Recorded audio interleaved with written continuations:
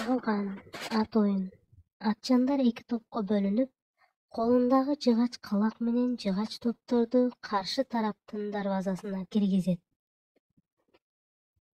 Укканыма караганда Амрелейстин бир көзү кыңгыр экен.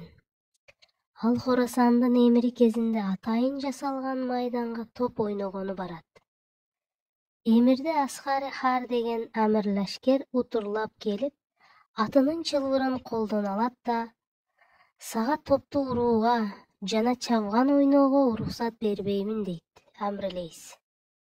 Эмне үчүн сиз топту урсаңыз болот да, чабган ойноп жаткан менин топту чапканыма уруксат бербейсиз деп сурайт.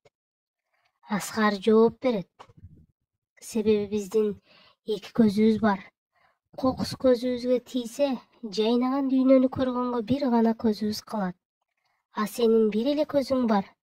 Кокустан топ ошол жалгыз көзүңө тийсе, Хорасандын эмири болбой каласың. Анда Амрлейс айткан экен. Эшек мээ болсоң да чындыкты айттың. Мени ынандырдың.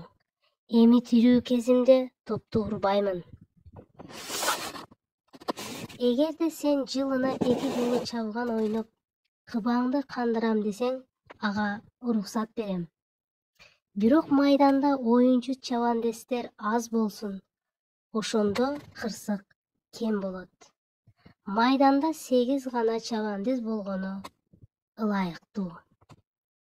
Сен майдандын бир четинде тур.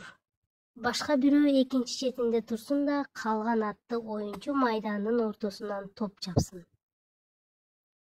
Топ сага учуп келсе, аны тосо уругундагы, андан кийин гана атыңды теминип, топтун жанына бар. Бирок бир жериңди кокустатып албас үчүн мөөрөй алам деп, башы көзүңө карабай талашка кирбе. Бектер чабганды мына ушинтип ойношот. Калганы Алланын эркинде.